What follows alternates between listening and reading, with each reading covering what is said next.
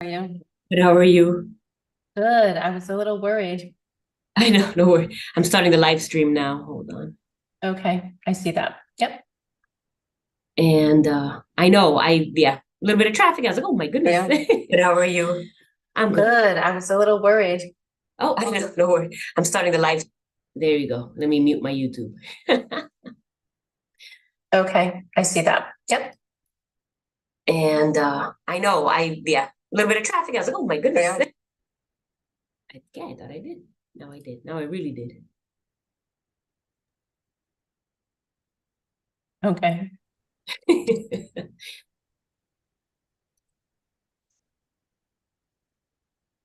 Oh, wait, did I?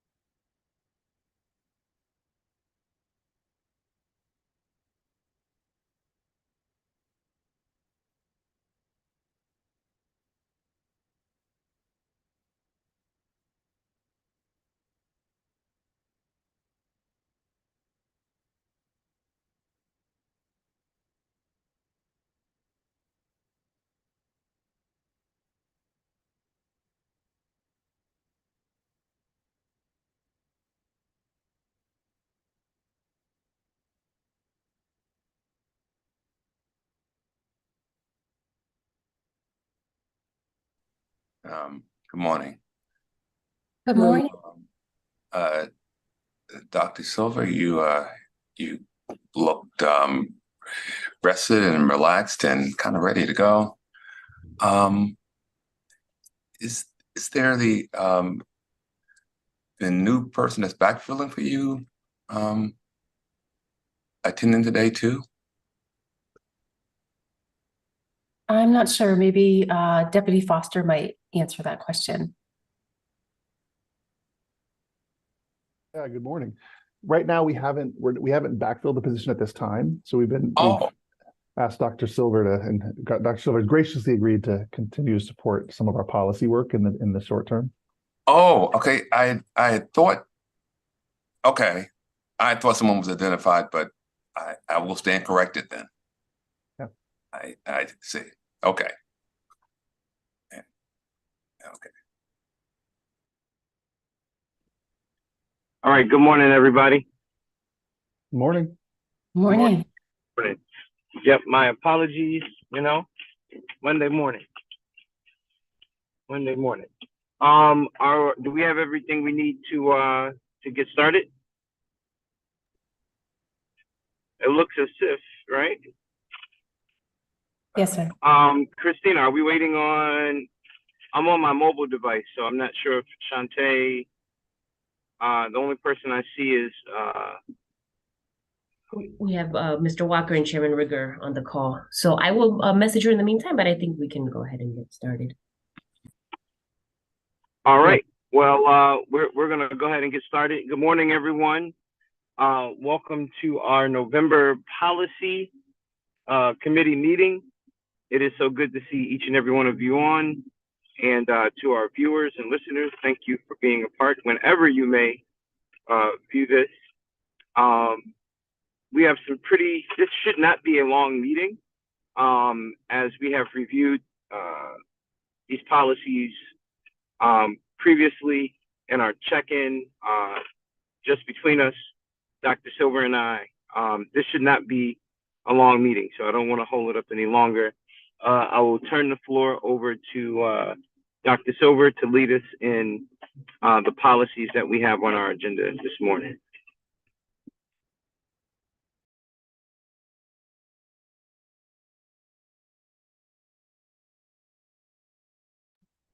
Thank you so much, Pastor AJ, and good morning, everyone. We do have a number of policies on our agenda this morning, and so let me get right to that. We have a second reading of our graduation policy, our safety sexual offenders on school property policy, the food service personnel code of conduct and professional standards, as well as our generative AI policy. So those are for a second reading. And I just want to check in with Ms. Santiago to see if we've received any feedback or suggested revisions from any board members or members of the community for these 5 policies. No, as of today, I have not. Okay. So what we could do is review the policies, but we already have. So if everyone is comfortable with the language of these policies, we can move forward to our first readings. Pastor AJ, I defer to you for that decision. Yes, I would agree with that sentiment that we should move forward to our first reading. Okay, thank you so much. So the first policy for our first reading is our equity policy. We did visit this equity policy in the spring and decided to pursue additional feedback from our families, students, and staff. And today we have our equity policy, that draft language, which I have in this tab here. And we also have feedback from our students and our families. And we are in the process of compiling the summaries from the student feedback as well as collecting staff feedback. So we will have that information for you relatively soon. So our equity and diversity policy, we did have a change here.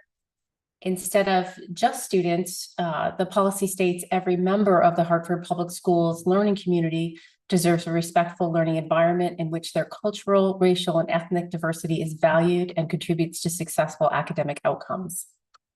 So that was one of the revisions to the policy language earlier this spring. And as I'm sure, I'm sorry, Mr. Walker. Excuse me, Dr. Silva and Mr. Chair. I'm going to ask my indulgence to kind of ask a question on the 5 that weren't modified. So I guess yeah. So you wanna go back really quickly? Is that yeah. What you're saying? Okay. Yeah. Go ahead. It's a good time before we jump into the dive into it. Yeah. Dr. Silva, the only question I have is about the food service. I know we're not getting totally into the food thing, but students had a lot of energy around food service quality last year, and they hit our emails beginning of this year about attention being focused on that. So I'm just want to know, have you involved them? Have you actually got student input from those kind of students in these food service policies? Because while we may not have an issue, they may have some feedback there that be good to gather before we bring it up to the full board. Has that happened at all? Thank you so much for that question, Mr. Walker. I know that Chief Davis Googe did work with our unions around the food service personnel code of conduct and professional standards. And I don't believe that these are actually related to the food experience, the dining experience of students. Yes, and that's why I kind of asked. I realized it wasn't directly in that, so that's why just asking them. Okay, so if it's not, the answer can be no, and I'm not going to persist in it. But I just want to make sure there's something where someone's not going to come screaming at us that they had some great interest in food quality, and somehow we didn't let them know. So I know the code of conduct doesn't have anything, right? Yes, and so the other professional standards. It's kind of the same. Just want to just for the record, just make sure we have at least articulated that. Okay, so got it. I know we looked at it before. Okay. So This is a compliance policy exactly. relate to the experience, the dining experience of students. So, Mr. Chair, if I can ask the follow-up question, is it possible that we can bring up later maybe a policy around the quality of food, or somehow find a way to get at that? If it's not a policy thing, maybe there's another way to get at it, because I agree with you. It's not in these policies, so I'll leave it alone at that point. Yeah, no, they're certainly not in these particular policies. And you know, Board Member Walker, that I am I agree. I agree that our food needs to be of quality, and I personally have asked and continue to make mention. I'm not sure if it's a policy thing, but I think that's something that we that we can ask one of our chiefs to really follow up on. As it pertains to this particular policy, not so much, and I think you understand that. But I think we can continue pushing, because I am in agreement that I've heard the students, and I reason with them, and I think that's just another pot that we can that we need to go after. I don't think at this particular moment. So would you mind if we just move forward with these policies? No, I agree with you. Get with Christina to double back. I agree. And I think what you suggested, maybe outside of this meeting, doing a follow-up with Chief David Scooge and just figuring out how we can get at that issue is probably the right thing to do. And we can move forward with these policies. Yeah, thank you. And just so you know, I'm motivated and have energy around that conversation. So I'm with you on that. You got me with you on that. Okay, Dr. Silver, continue. My apologies for that brief moment of interruption. No worries. That was excellent question from Mr. Walker, and I'll move back to our agenda here. We have our equity policy, and in thinking about this, I want to share the feedback with you before we actually look at the language of the policy, so that you can see some of the trends and themes in the feedback. So we have a document linked here, which was provided by Chief Blackburk's office. So we have gratitude for the work that's been done there. The team from Chief Blackburk's office worked with families and community during the summer and early fall to review the equity policy. And they had a series of focus groups between July and October involving various stakeholders representing the district, including family members and district family engagement staff. And through these focus groups, the district gathered information to help administration, staff, and community partners make informed decisions and policy shifts as necessary to ensure equitable access to education and resources for our students and families. So there were focus groups on the 23rd of July and the 1st of August with family members in order to socialize the draft equity policy per our board's request. And the discussion was designed to gather information from stakeholders regarding outcomes. So particular demographics, the goal was to get representation from all zones, all grade levels, and both neighborhood and magnet schools, and also the family community service support providers. and those FCSSPs, that acronym, right? Those are the staff in our schools that work directly with our families to support them and address concerns and ensure their needs are being met in our schools. So there is a section in the policy under purpose, and it was shared that the board wants to identify what educational inequalities in our community keep our students from achieving academically. And I'm sorry, these are notes from the group meeting. So, and they are summarized.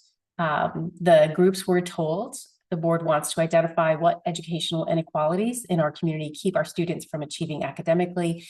And the board wants to play a role in ensuring all students, regardless of their characteristics, have an equitable experience. Some of the strengths, that there would be periodic assessments of all policies by the board, superintendent, and staff. And this was important because not all policies are put in place will work or have worked effectively.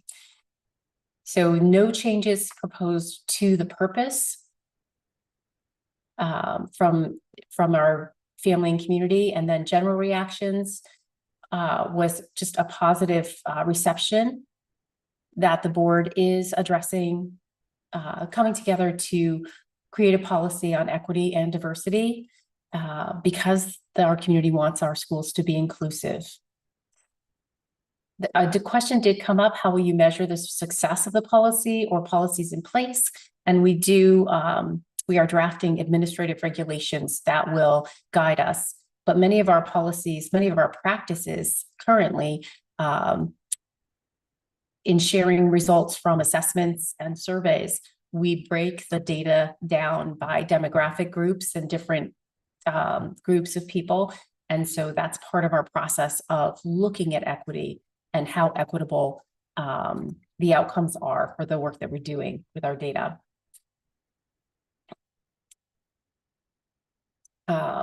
Then the general statement of the policy. You can see the notes here.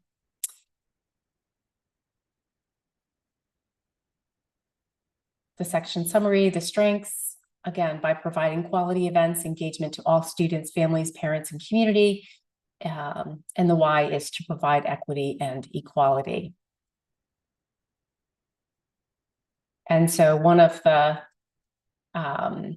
proposed changes is to make sure that the equity policy is upheld and carried out at all times, which is certainly what our policy committee has communicated and our board about their interest in this policy, is that we do have equitable outcomes for students.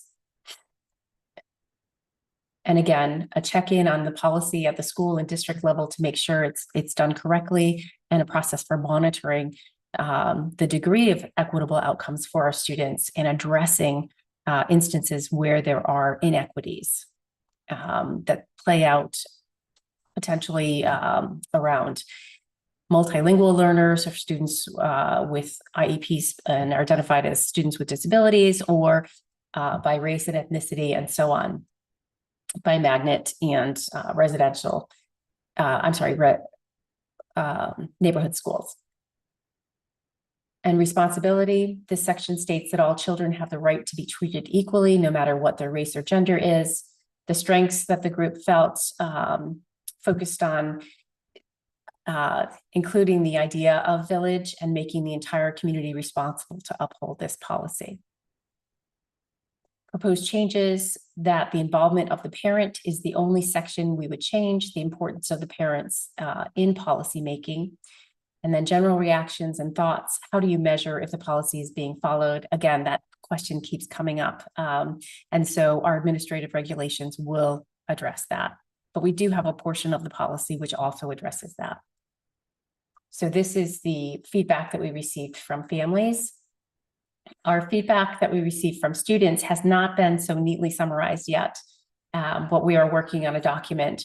Right now, what we have is feedback based on schools, and there's a purpose section, again, a general statement section, and the responsibility section.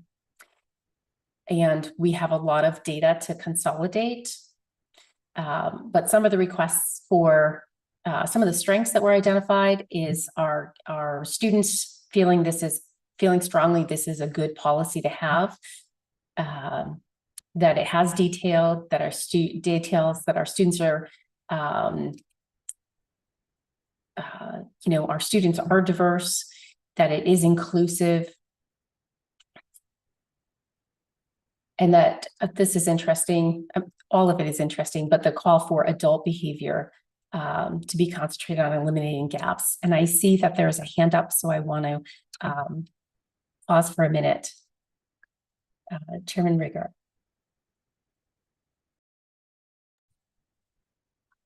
Yes, sir. Chairman Rigger, you have the floor.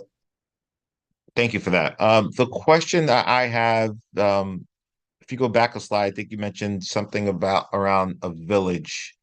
I'm trying to. No, it was the other slide with the strengths.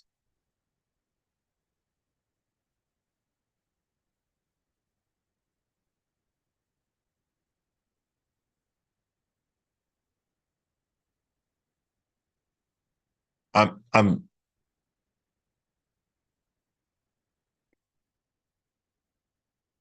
the fact that how's that? I have some questions around that. I just want to see how this plays out. I'm very curious as how we're going to execute on that, as if it's a policy.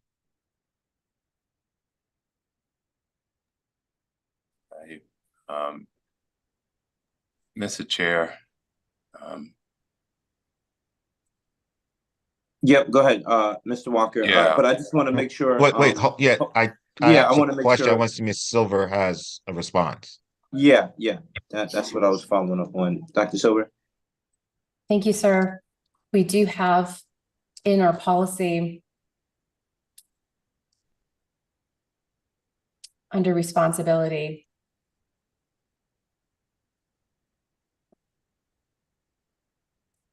we do have a statement that families are partners with the district in its efforts to address achievement and opportunity gaps. Students are partners in their academic achievement, school attendance and engagement. These are the components of it takes a village, the idea that it takes a village. Okay. Thank you. Okay, thank you. All right, Board Member Walker? Yeah, thanks. Then Dr. Silva, I would, I think Chairman Rigger's question was on point, and I believe it, at least in other settings I've been in, this type of cultural change requires everyone in the stakeholder chain to have to play a part. And so I think I would look for language to look at, every interaction folks have, SGC, PTO, at every level of interaction, all the players should know and understand how they're contributing to equity. And so I think your language looks good.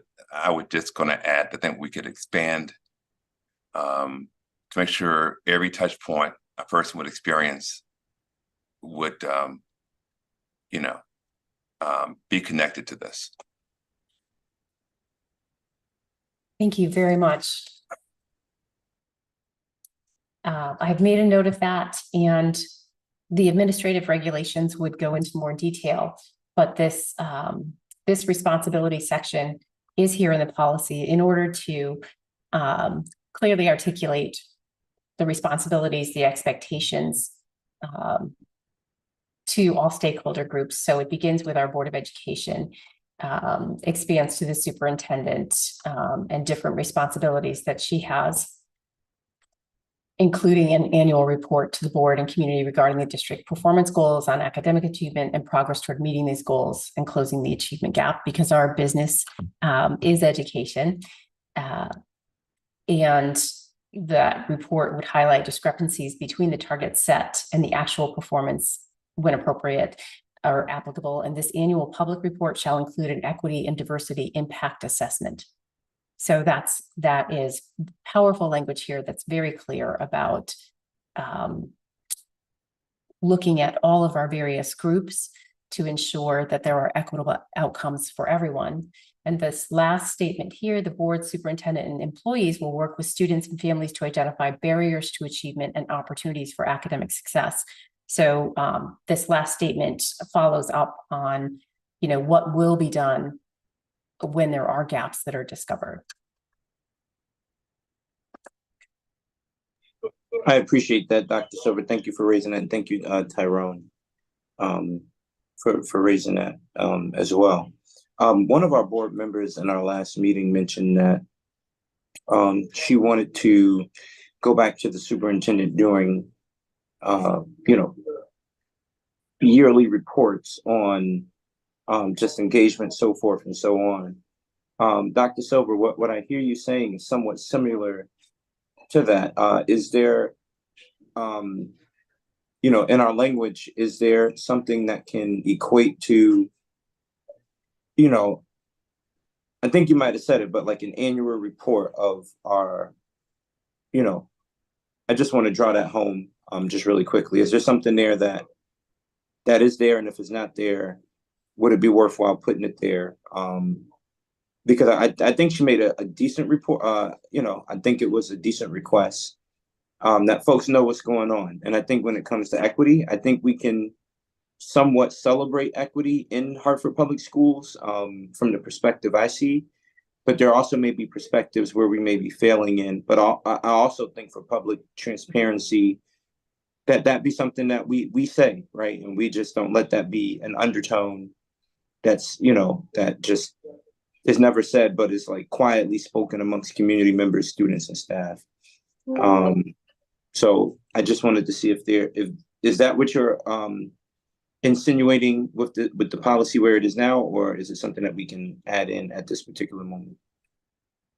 Thank you so much, Pastor AJ, for that question. This paragraph here, the report will also highlight discrepancies between targets. Is that it? Okay, no, it's right here. This annual public report shall include an equity and diversity impact assessment. So while we do report on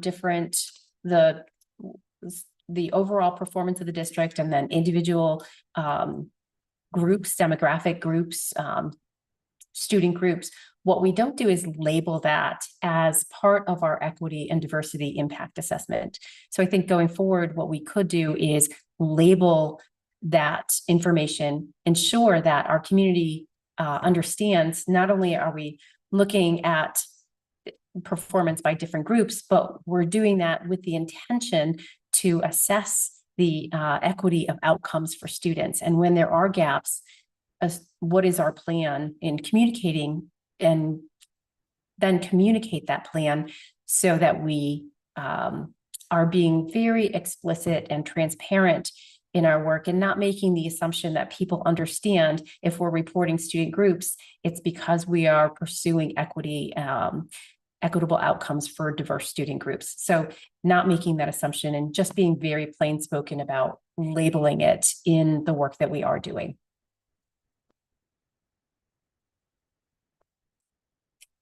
Okay, awesome. Thank you. All right, thank you. I think we're ready to move forward. Yep. Okay, so I'm going to go back to the feedback that we received from students. And this document summarizes the feedback we received from students. Under the general statement section, overall, there's a lot of positive support from students regarding the feedback. And we do have a couple schools where we haven't received feedback, but from our majority of schools, we have received feedback. So this is very helpful. And students from both neighborhood schools and magnet schools have had a chance to review the policy. And they received the full policy with the language that is, it's relatively technical language. And that is, there's a lot of, there's parts of it that invite your average reader in, but students did receive the whole policy with no summary or anything. So some of the concerns they raised was that the policy had too many words, and they asked for simpler language.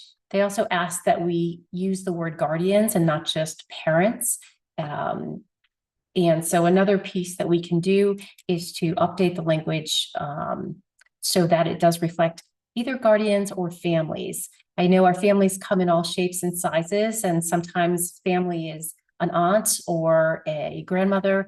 And, we just want to make sure that students feel that their family falls under the umbrella of family and not just parents. So there was a lot of positive feedback, but also questions about how we are going to address some of the monitoring. And so these are good questions. Our students are so smart, and we are so fortunate to be able to work with them. Let's see. So just kind of previewing the comments that we've received, we will create a summary document that is not so spreadsheet and more narrative, so that that's an easier read for people. But just want to orient you to this.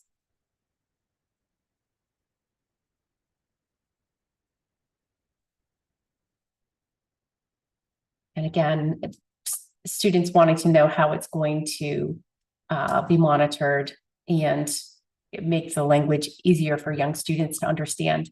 That were some of the requests. And I think that a summary of the policy would be helpful. I'm just making a note of that.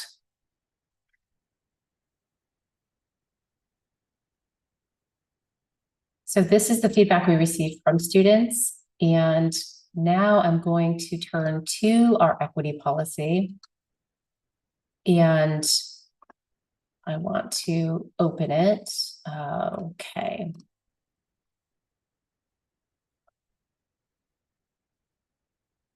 And I'm going to open this in the desktop app so we don't lose any of the track changes that we've already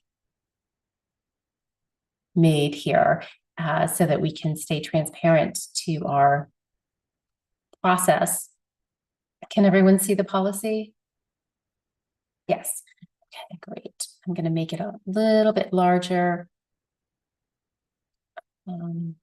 just so that it's easier to read. So our purpose, there was a lot of strong agreement, very positive reception to the purpose of the policy. And earlier in the spring, our board did identify that they wanted not just students, but all members of our learning community to be included in this policy, which I think strengthened the policy quite a bit and expanded the sense of the sense of being considered in this policy. So it's not excluding people, it's including more. And we haven't reviewed this document twice, but just to kind of go over it, just kind of scrolling slowly so you can take a look at this. The Hartford Public Schools Board of Education adopts this policy to ensure fair and equitable educational opportunities for all students. The board commits to breaking the historic and continuing predictive links among socioeconomic status, race, and ethnicity to educational opportunities and achievement. This policy sets forth equity areas of action that impact student achievement, outlines a measurement rubric, and creates a monitoring mechanism. The board directs staff to document, reduce, and ultimately eliminate the disparities and gaps that have persisted among subgroups of students in the Hartford schools, so that every student achieves full potential. The board recognizes there are many other factors that contribute to inequities, opportunity gaps, and achievement gaps. The Board of Education believes that the responsibility for student success is broadly shared by district staff, families, our community, and our students' own efforts. So again, going back to the point that Chairman Rigger asked about Village, that is included in the purpose of the, in this statement here, as well, the purpose section of the policy. Achievement gaps between white students and students of color are unacceptable if we are to meet our mission and vision statements and our moral obligation to students, their families, and our community as a whole. These gaps are contrary to our belief that all children can learn and succeed. Adult behaviors must not contribute to achievement gaps or create barriers to success. Adult behaviors must be concentrated on elimination of gaps, particularly those that are predicated on a student's race, ethnicity, home language, personal characteristics, or culture, and on assurance of educational equity between students. So very clear statements from our board. And I see Chairman Ricker has his hand up. So I think I'm sorry. Chairman Johnson, do I have the floor? Yes, sir. Yes, sir. So I was not at the last meeting. I guess I'm a little perplexed with the language of white students and students of color. I feel as though we could say the same thing without necessarily calling out white students. Isn't it achievement gap among races is unacceptable?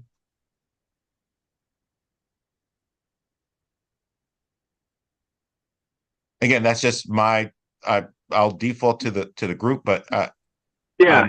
I'm a little hesitant to call out white students versus students of color. I think it's Students of color. Yeah. I think there should be achievement gaps among any students, regardless of race. Yeah. Chairman Ricker, I think your point is well taken. Yeah, I think that's a good call out. Dr. Silver, can we adjust the language so it's not so specific, but to make it broad and equal to all? Absolutely. Absolutely. Thank you so much for that, Chairman Ricker and Pastor AJ. So we did adjust the language. Achievement gaps among races is unacceptable if we are to meet our mission and vision statements and our moral obligations to our students, their families, and our community as a whole. So that is how the new sentence, the revised sentence reads.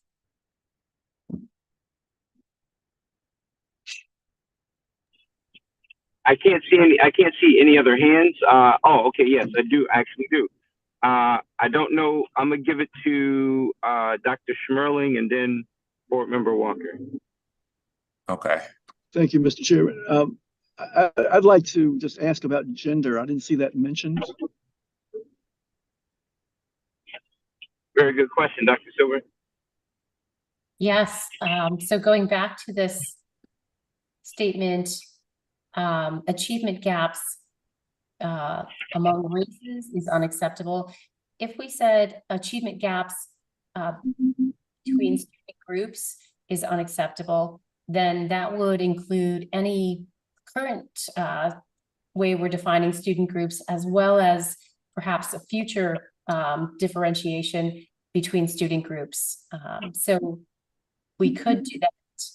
However, I want to make sure that we, if there's another way to do that as well. Student groups, sorry, Mr. Chairman, may I follow up? Yep. Go ahead. Yes, sir. I don't know what the definition of student groups are. I mean, for me, it's ambiguous, and I don't know if the students and families and parents and constituents understand what those groups are, versus being more explicit about not being biased according to gender. Okay, thank you for that. I will add gender. We might also want to add a broader statement around, let's see, regardless, I think gaps, regardless of race, color, religion, age, sex, sexual orientation, national origin, alienage, and there's a lot of different groups that we could certainly add to the list, to this statement inside of our policy. that might be more inclusive by speaking specifically to those groups. Um,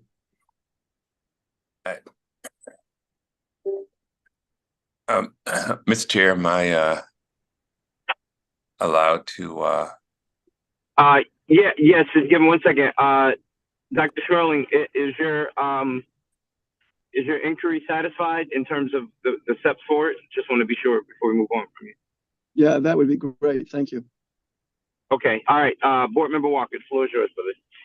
Yeah, I think Dr. Smerling point, Dr. Silver, is where I would point to. One is that I think we're not trying to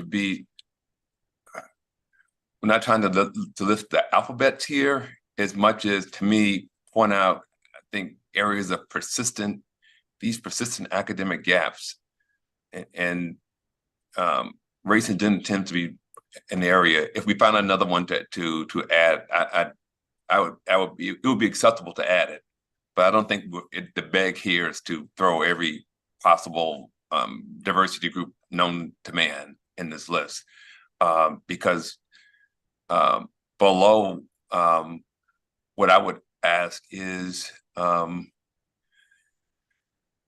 maybe that we can discuss more of what we will do.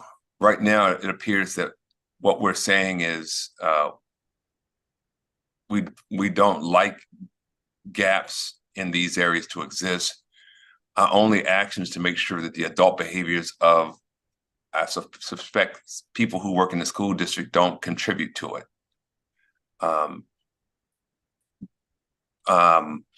We may do that and don't do anything really to get at the achievement gap. Some of these achievement gaps may come from community, may be somehow societal, environmental, and I know we can't. I mean, while we're not trying to boil the ocean, it doesn't seem like in this policy that we're even trying to identify any of the contributing factors to this gap, other than that we'll make sure that our adult behaviors in the school district don't contribute to it. So I guess I'm saying, would it be, I'm trying to find the right words here, consistent with our values to at least endeavor to point out not just the gap, but the contributors to the gap, right? What I'm saying, that even if we can't solve it all, right? To say, hey, from what we can see and talk to families and talking to stakeholders, here's what we see, or here's what's reported as the actual gaps contributing to this achievement gap, for instance. Okay, these inputs, maybe we can't solve them all, but we can contribute to identifying them and maybe lifting up to other parties that, hey, these gaps ought to be addressed on behalf of our students. Did you get what I'm? Yes, and I'm suggesting that because I know we can't solve them all.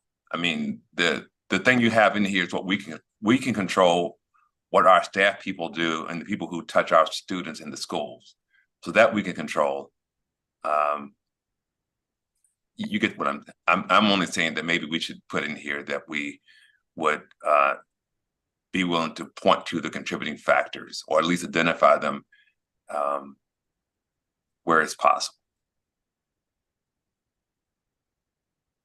Okay, so we do have, I think also what I'm hearing you ask or suggest, Mr. Walker, is that we call out the statement that adult behaviors must not contribute to achievement gaps or create barriers to success.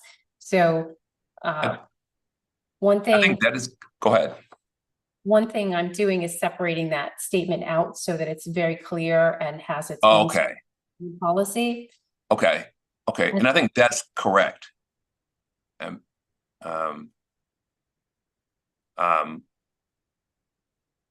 now, the way that the policy is written will identify a gap exists, and we'll make sure that we don't contribute to it.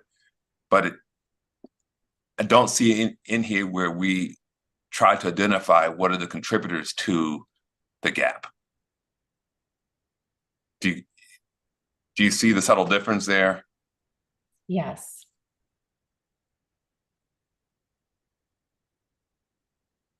I think everything you have there seems reasonable. We do want to make sure we don't contribute to the problem. Absolutely. But it seems like we're not coming out this process because we're going to somehow measure that gaps exist, but potentially we don't identify any of the factors that maybe, if addressed, could make the gap close.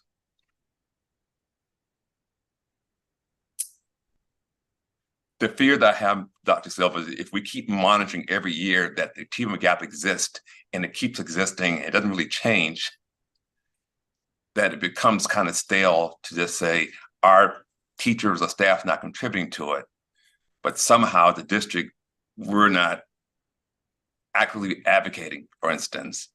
You know, I don't know, that 3 factors contribute to this thing. And even if we can't fix it, potentially by pointing it out, it allows us to ask other stakeholders, city, state, partner organizations, to try to attack these things that we think could make the achievement gap better. At least opens the door for it, if that makes sense. Yeah. Are there any other thoughts on what Board Member Walker has said or suggested thus far? And again, I don't, Dr. Silver, I don't know how you're feeling, but I know, the mission of having policy is to kind of create broad strokes, right? But also sometimes policy needs to get into the weeds. And I feel like what Board Member Walker is saying is valid, but I think it possibly might be in the weeds for the policy, but I don't want to be the only one to say that, because when we speak of accuracy policy, sometimes we need to really define what it means.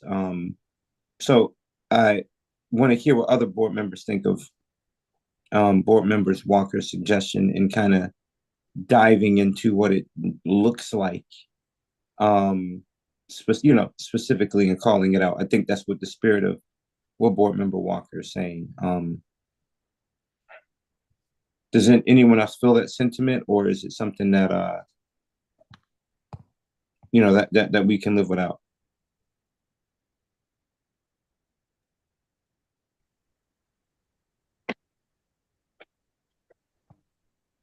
Dr. Schmerling, I think that's your hand.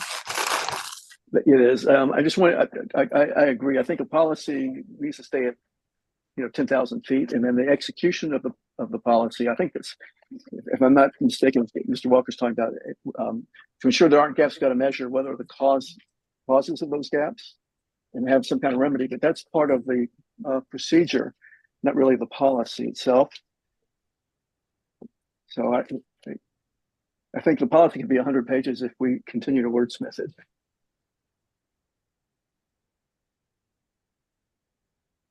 Appreciate that. Intent. Yeah, thank you. Yeah, no, that was my feeling too. Is that I think when I hear Board Member Walker's sentiments, which I think are accurate and on point in where we want to get to ensure that we have equity and define who it's for, so forth and so on.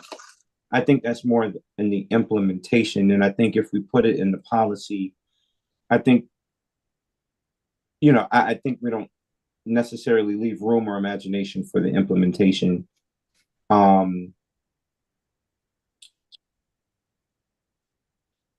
Anyone else want to contribute? Board Member Rigger? I think in general, I agree. Again, since I've missed the last few policy meetings, I'm just trying to catch up. But I think directionally, it sounds appropriate. Okay.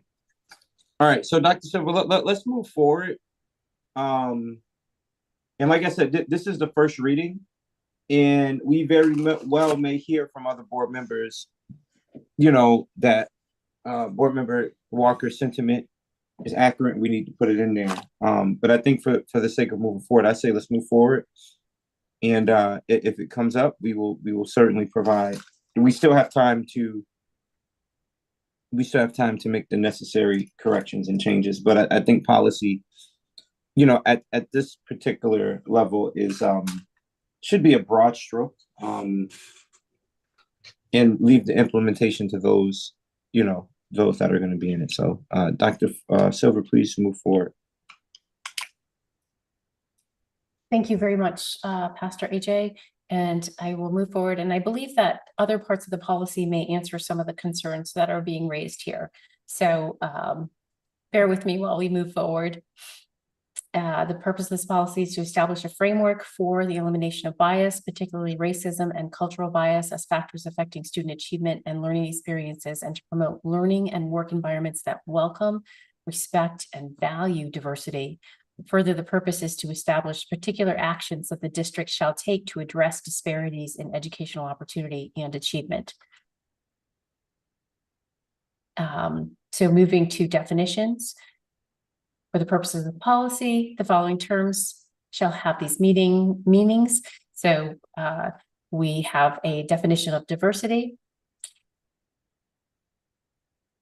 a definition of district staff, a definition of educational equity,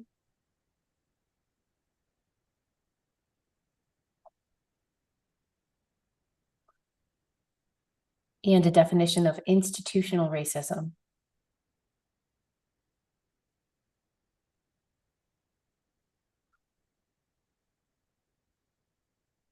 And then the board further defines equity as providing the opportunities, support, environment, high expectations, and resources that every student needs to achieve educational success, feel valued, and contribute to a thriving community.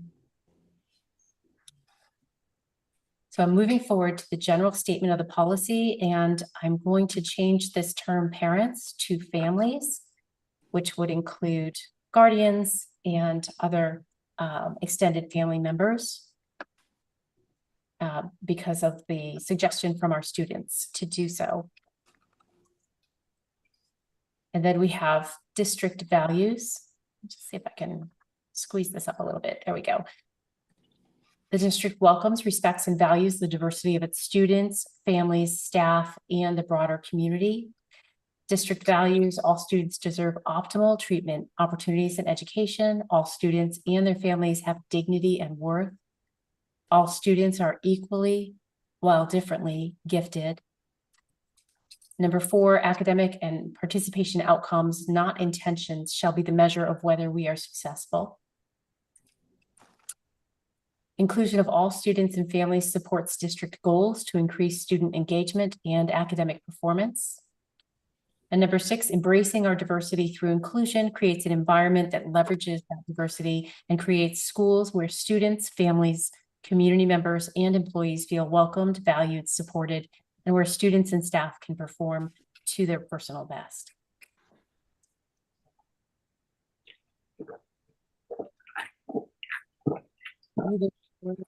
The district is committed to advancing optimum participation in, contribution to, benefit from, and enjoyment of learning and work experiences by diverse students,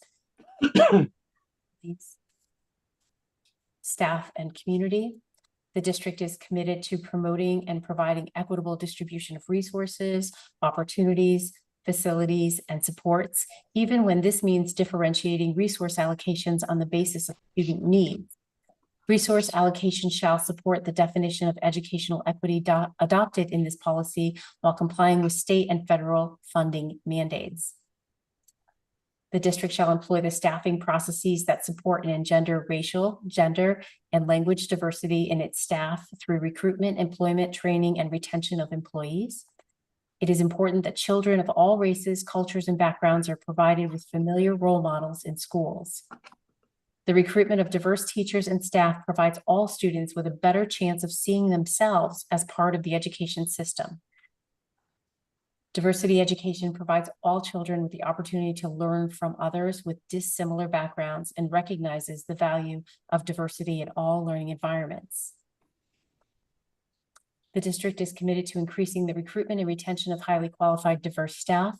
The district is committed to fostering a learning environment where diversity is encouraged and to recruiting and retaining a workforce that reflects the diversity of our students and community. The board is committed to hiring the best employees of all racial and ethnic backgrounds who will bring their unique talents and skills to the school system.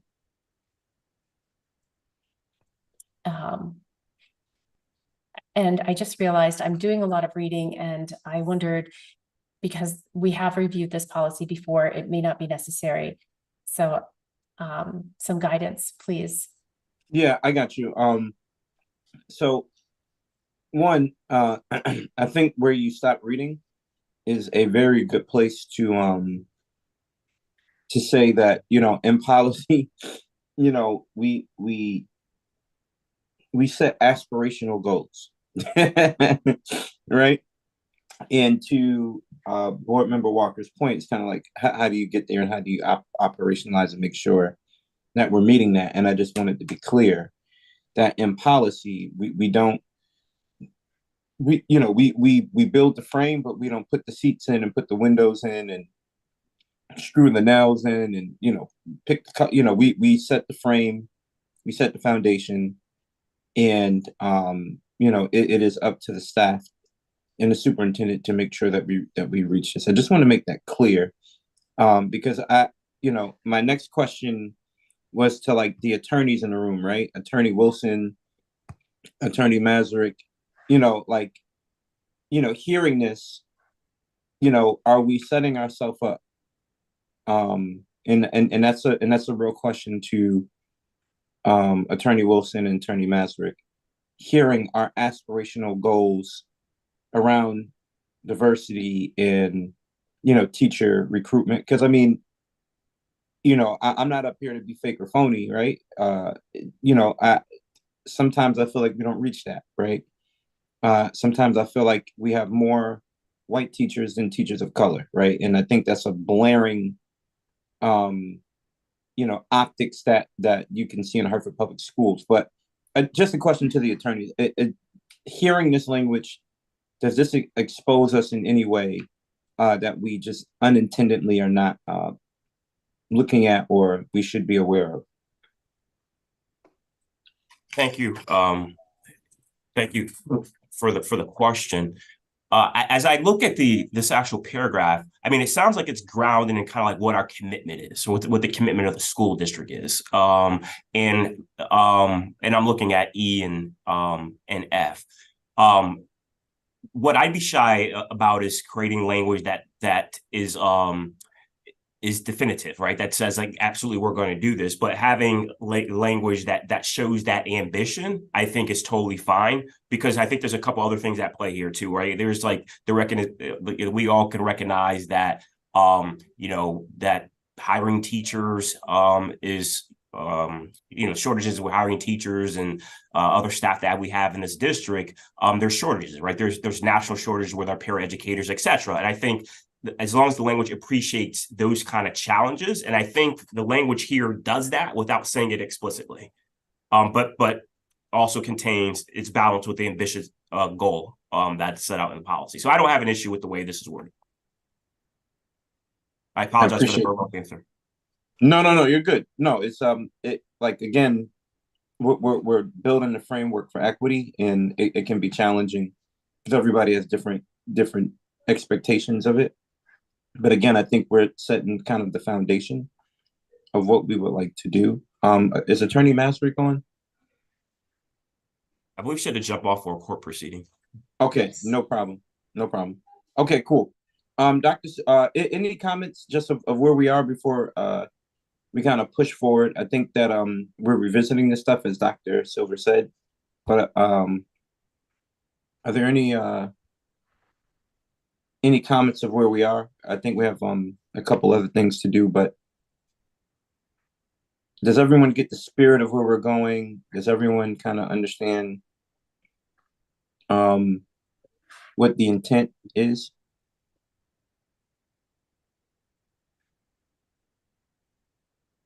Okay. Dr. Silver, I think that if there's any final words on this policy, or if there's any other things that that you feel like should be raised at this moment. So, just wrap it up right here if you would like to. If there's nothing else, we can move on, and then we can just make sure that, it's on board docs and that our board members receive it to go through it before the board meeting. Thank you, Pastor AJ. Certainly the materials here to look at, and our staffing processes, our professional learning for staff, and seeking to diversify our workforce, our staffing with our students to reflect the various groups that they are. I think that we've discussed that thoroughly. And these responsibilities are, again, this is a policy that people have reviewed beginning earlier this spring. So setting specific goals, plans and procedures to accomplish these actions, to monitor and address the inequities. These are all part of, the responsibilities section. And there was a warm reception from our families and from our students regarding responsibilities. So I think to that end, there's nothing specific. There are lots of policies that this policy connects to that we have in our manual and the legal references. But this is a very meaningful, important policy. And I think everyone here is better versed in the language of the policy now. So with that, Okay.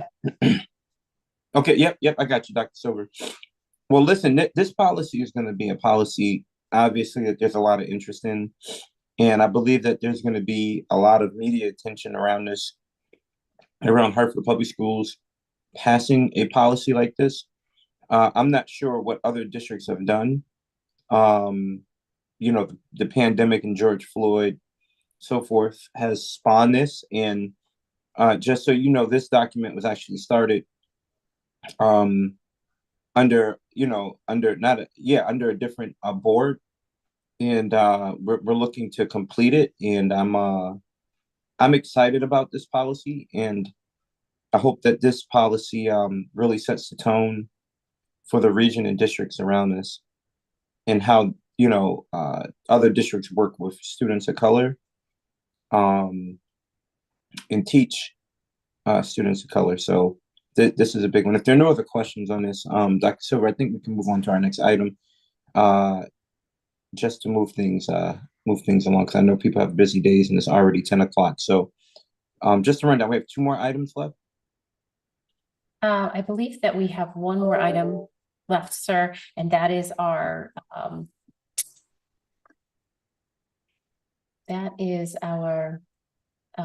political activities of school employees. Yeah, let's. I'm gonna ask for everyone's patience. So this is our last one, and let's knock this out, because as this is very important to staff members and so forth and so on. So, Okay. Yes, thank you. So this policy has been, there have been some updates to this, because we did review the model policy from CABE, and did find some just some small but meaningful gaps. But for the most part, there's language about having sharing political views in schools between staff and students. And then there's language about what we expect from our employees, the Hartford Public Schools employees. So the updates that CABE identified were the ones around sharing political views in schools, and all other content is actually remaining the same. There is no change. So we have redlined the policy. The school district employees are encouraged to assume the obligations of full political citizenship, certainly. Then this additional statement here, the board recognizes that school property and school time are paid for by all the people of the district and should not be used for partisan political purposes, except as provided for in policy pertaining to the use of school facilities by civic and political organizations. So during non-school hours, if there is a debate that's being hosted, say by a particular political party, then that party is eligible to request space in a school during non-school hours to have that debate, for example. This statement stays the same. There's no effect here. Political activities must be confined to the hours away from school, and employees may not be released from their regular duties and hours for political activity. In the classroom, teachers must put aside their personal and partisan political beliefs and activities and constantly strive to give a balanced presentation of issues. Further, employees shall engage in no political activities on school premises during school hours. Then to clarify, prohibited activities include, so this is a new statement from the CAPE model policy, the posting of political circulars or petitions, collection or solicitation of campaign funds, solicitations for campaign workers, the use of students in writing or addressing campaign materials, and the distribution of campaign materials to students on district property or during school time in any manner which would indicate that a school employee is using a position in the school to further personal partisan views on candidates for public office or questions of public property. Teachers and other district employees will not attempt to influence students concerning political party affiliations and will not praise or denigrate any particular political party. And I will pause here. I see Mr. Walker's hand is up. All right, here we go. The policy is clear. To me, the policy should be discouraging partisan politics from being done on the school ground. Where it's a little confusing here is more generalized politics shouldn't be banned. I mean, people have First Amendment rights, right?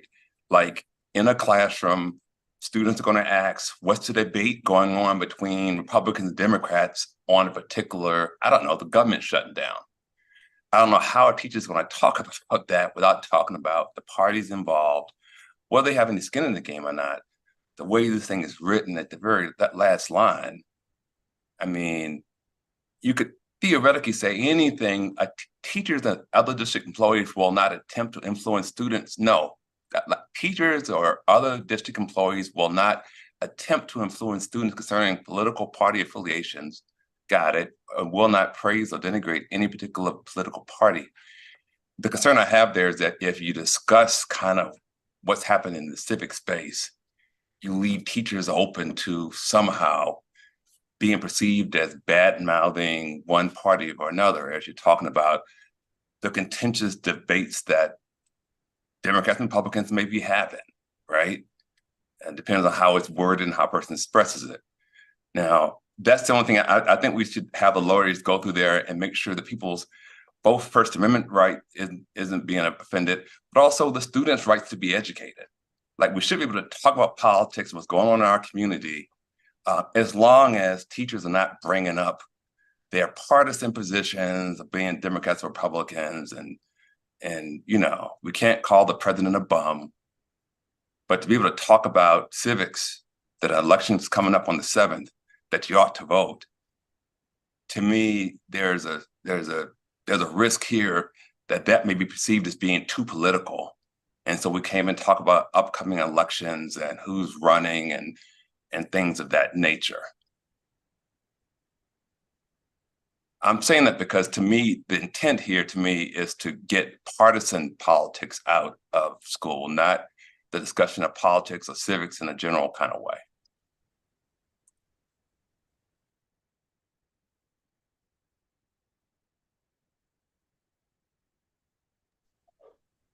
Okay, thank you for that. Is there any other feedback?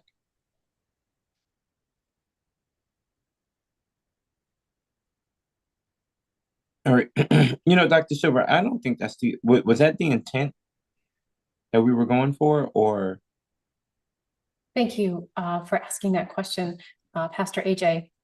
The goal here is that we would be able to have the civics conversations. It wouldn't be a violation to mention a Republican or a Democratic Party issue and the work that's being done to support a particular issue. But the negative talk about an opposing party or presenting the parties as polarized as opposing would be something that probably would not be permitted to be for the teacher to pit one party against the other, or to praise one party or put down another party. That's something that we can't do in our classrooms. But certainly for students, opportunity to look at, say, a presidential election and what the issues on the table are that the candidates are speaking about, and using their debate time, identifying and using their political campaigns and ads to raise awareness about. That's not the intent of blocking any discourse in a civics class that it is aimed at helping students understand the various parties that are running for various offices and the issues that they represent. That is not what this policy is intended to do. Understood. Understood. Okay, I think we can move forward. Okay. This is the language that's been in the policy for a while. Subject to the above limitations, board employees may take part in the management, affairs, or campaign of any political party. A board employee may run for elective municipal or state office and continue in the employment of the board. Employees who hold elective public office in other communities may be granted release time for the performance of official duties related thereto, provided such release time, number one, does not affect the ability of the employee to meet job requirements, and number two, there is no cost factor to the Hartford Public Schools for granting such release time. The granting of release time for this purpose shall be determined by the superintendent or designee. And I see a hand, so I want to pause. Attorney Wilson. Is it okay if I make a comment here? Sure. Okay, so I just wanted to flag this part for the board. The district has been engaged by the HFT with the request for paid time benefit, some form of paid time benefit for staff who hold elective office. So I just kind of want to put that as part of the conversation for this board as we look at this particular section, because number two speaks to the no cost factor. And I also left here, I think these particular items here are consistent with the what we know from the statute as it pertains to leave, for instance, for like state reps, legislative representatives, and their actual statutory references at the bottom, which generally states, and I'll paraphrase, that if I'm a legislative rep, that I'm to be granted leave time for my legislative duties, but that does not, that there's no requirement that be paid time.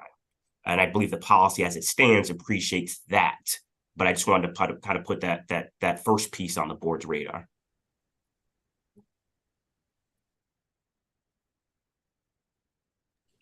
Thank you for that, Attorney Wilson, for elevating that for us. Just want to make sure I don't have any other hands. Okay, there we go. I got some hands. Mr. Walker? Yeah, thank you, Mr. Chair. Attorney Wilson, so is the implication is that a teacher who has been a teacher who's a state rep then should expect to see a loss in pay in order to serve the community? Is that the expectation per this? I don't know if I would say that's the expectation. I'm just lifting for what the policy says. But I'm just saying, effectively on the ground then, because what you're saying on the ground, you're saying that teacher can be given leave, but the teacher should not expect that the school is going to make them whole financially. In essence, the school is, you're saying the district is obligated by law to give you unpaid leave. That's the reading as I'm interpreting what you're saying. Is that true? What I'm trying to lift for you is what the statute says, right? So I'm That's just what I'm saying. Okay. I'm saying, So- you're saying, so the statute says that I'm saying, the state statute says that the employee should expect unpaid leave for their time. It wouldn't be phrased that way, Board Member Walker. What it says is that you are entitled to unpaid leave time, right? So if that's during the workday, if you hold elective office, that you're entitled to, that cannot be withheld, right? So unpaid, that time cannot be withheld. There's also an Attorney General opinion on this topic that analyzed the statute that essentially holds, and we could share it out to the group, that time does not have to be with pay. So I was just lifting those items for the board as you consider what the current policy is. Thank you. If I can just complete the thought, then the only reason I brought it up is because we actively have a teacher who's currently a state rep who has floated this concern. And so for us, in the Hartford Public Schools, it's a real thing. It's not a theoretical thing. And so I'm glad you lifted it up because it feels like potentially something that as a board or a district, we'd have to contend with. I'm not saying which direction we should go, but it's certainly not theoretical in Hartford Public Schools.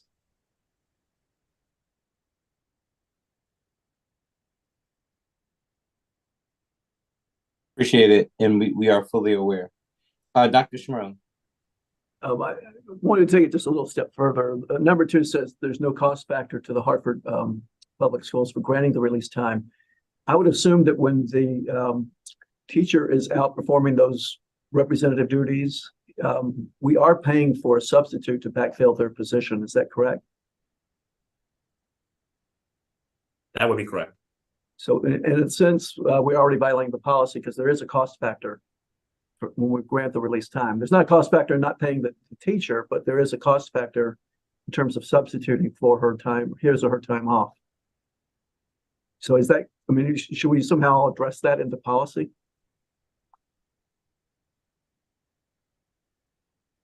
I mean, literally, we wouldn't do that. It would be costing us. But in fact, it is, and it should be. Somebody has to be in the classroom.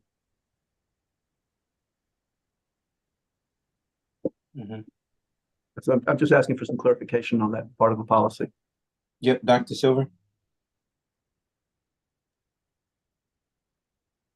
I'm not sure exactly how to. I'm going to ask Attorney Wilson maybe for some help with that, like how. I think that's a fair read, right? So there would be a coverage need. So I think this is a great question because it appreciates the different positions that a staff member might have in a school district and what the requirements of that position is as it pertains to what the coverage might be if you're away from a school building. If you're in a classroom and you're in your job requirements to provide instruction to students, instruction must continue, regardless of what the fact that you can't be in the building that day. So yeah, that's a great question, and I think that's the strict interpretation would be yes, there'd be a cost factor to a school district if we have to provide a substitute, etc., for a staff member that's away. And I'd want to be careful that we don't tell a teacher that they can't perform those duties because there would be this other cost. So almost have a conflict in our policy. I may just want to be more explicit that this relates to the salary of the teacher, not to other kinds of costs, just to clarify. Mr. Chair, if I can respond to that too. Yes, continue. I would say, Dr. Silver, that we need to add some language around customary expenses because in essence, I think a reading of number 2 is no cost factor beyond the customary. Like right now, if a teacher gets sick or ill, the expectation is the district will pay for a substitute. And so in essence, teacher absence is already covered. And so there is no extra cost to provide a substitute teacher when a teacher is absent, because it's already understood when a teacher is absent that, substitute will be added. That's an expected expense. I think the idea here is, I would think, a cost factor beyond the customary expenses that happens when a teacher is absent. Now, in that same way, although I'm not tossing out there, when a teacher is absent because they're sick, they get paid for being sick. In this case, the rub is that the teacher who's excused to do service as a state rep isn't paid. And so, I'm not trying to wrestle that here, but at least in terms of answer number 2, I don't think the substitute teacher per se is offending the principal as you have it worded. Thank you.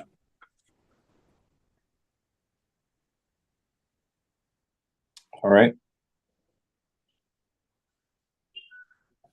Let me make sure. Any Dr. Schmerling? No hands. Okay. Dr. Silver, I think we're ready to continue. I just want to ask to make sure that I want to make sure that Attorney Wilson, that the term customary would be clear enough for someone else reading the policy who maybe wasn't involved in this conversation. Is this language sufficiently clear, or is there a better term than customary? I guess the option, we could add a definition to that, like what we're actually referring to when we use that term. But I think the question is a great one, right? You and I could disagree on what customary means. Yes, so I just want to be very clear. And we could parenthetical it and actually put what we're talking about after the term, if that's helpful. Okay, so what would you recommend?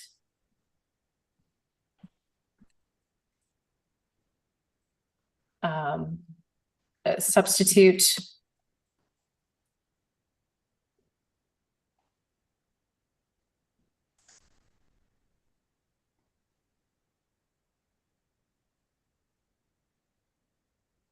are there other or should it be maybe staff coverage, because the language would also have to appreciate we could have several different staff members that have this position, right? So I think if I'm correct on board and Member Walker's concerned, we're talking about providing coverage to that particular staff member, if I've gotten that correct. I believe so. And I see Mr. Walker agrees, and I see Mr. Schmerling, Dr. Schmerling. Mr. Schmerling, yep, go ahead. Thank you.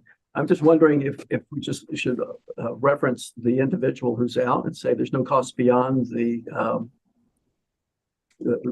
backup coverage for that individual should it be needed. Something simple like that.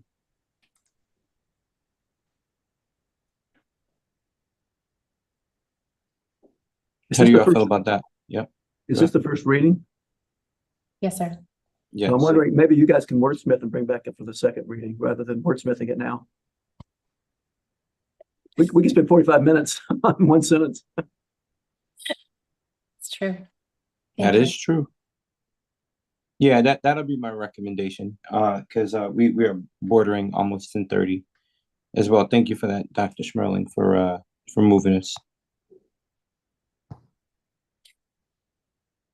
Okay, so I'm going to add a comment here to wordsmith in advance of our first reading at our Board of Education meeting later this month. Correct.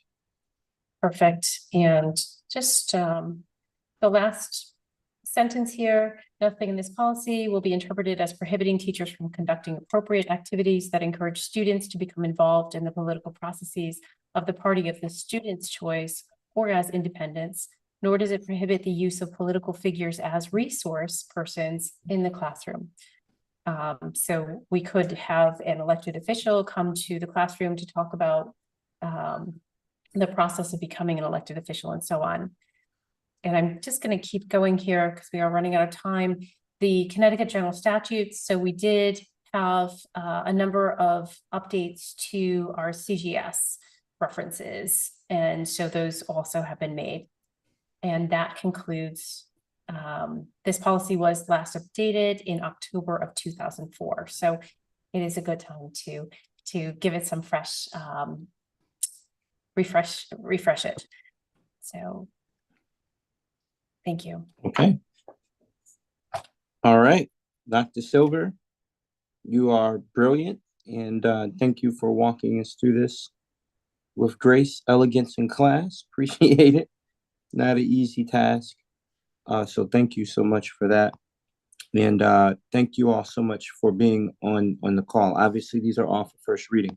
Now, we do have some good news about the CABE conference. Dr. Silver, do you want to untie the bow on that one, or you want to shed some good news? Pastor AJ, maybe Christina can, I think she has all the details. This is exciting. This is exciting news for our Board of Education. And she might actually be on a call. But yes, sir, I defer to you. Okay. All right. Cool. Listen, so ladies and gentlemen, we are receiving an award at the CABE conference. That's the Connecticut Association of Boards of Education. And it's been since 2011 since our board was recognized. And yep, there it is. I see the yeah, there it is, a little confetti. It's pretty awesome and pretty cool that we are being recognized. And I think that just goes to all of the great work that each of you do to make our system and to make our children, to make our families the best that they can be. And so we'll obviously share more in our board meeting, but I just want to say we are being recognized, I believe, with a level 1 recognition with the CABE organization. And just want to say congratulations to all of you all. Seriously, you all really do the work. You all really contribute to the success. And as hard as we are on each other internally, public facing, this is something that we all can celebrate and lift up. And thank you, Dr. Silver, and your team, and Christina, and Mr. Foster, and Mr. Wilson, and all the good folks. Thank you all so much. So we will go Friday, in a couple Fridays, go down to Mystic and receive this award. And for those who can't go, we'll be sure to party it up for you all and celebrate on you all's behalf in Mystic. So yeah, man. So thank you all so much for being on the call, and congratulations to each and every one of you for making this happen for Hartford Public Schools. Have a wonderful day, and we'll see you soon. Thank you. Take care. Bye-bye.